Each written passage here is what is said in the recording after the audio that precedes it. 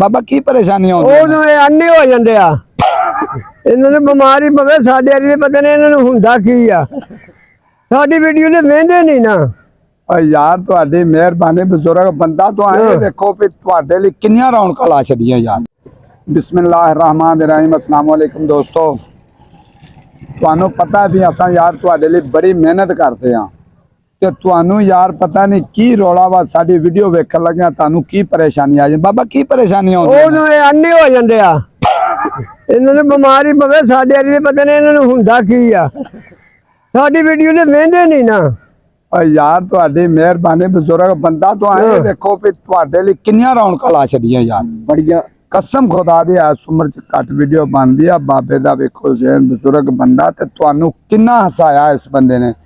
और तुहानू रिस्पैक्ट करनी चाहिए यार साडी वीडियो वेख्या करो साडे नाल तावन करना चाहिए ये साडे जिन्ना हो सके लोकां नू शेयर करो आ वीडियो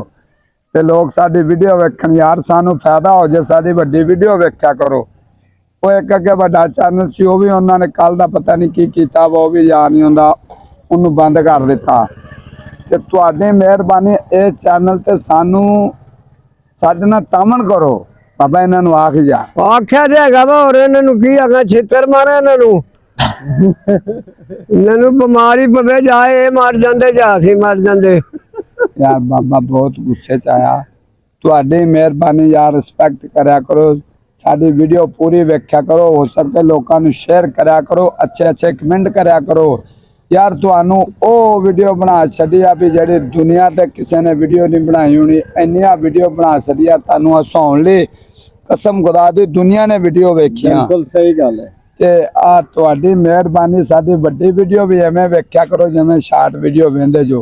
यार बड़ी मेहनत करदे आ वीडियो सौखी नहीं बन जांदी पहलो सोचना ते ओनू एडिटिंग करनी ते ओदू हसना खेडना यार बहुत मेहनत करदे आ ते तुहाडी मेहरबानी साडी मेहनत नू यार ज़ाया ना करो ते तुहाडी बड़ी बड़ी बड़ी बड़ी बड़ी बड़ी मेहरबानी यार साडी वीडियो पूरी वेख्या करो तुम ही आ ते पूरी वेख्या वो पूरी वेख्या करो ना तंग करया करो आज के डांग का तुहाडे पीछे कढनी पऊ मैनू शक किवें पैंदा है कि डांग तुहाडे साडे पीछे कढनी पऊगी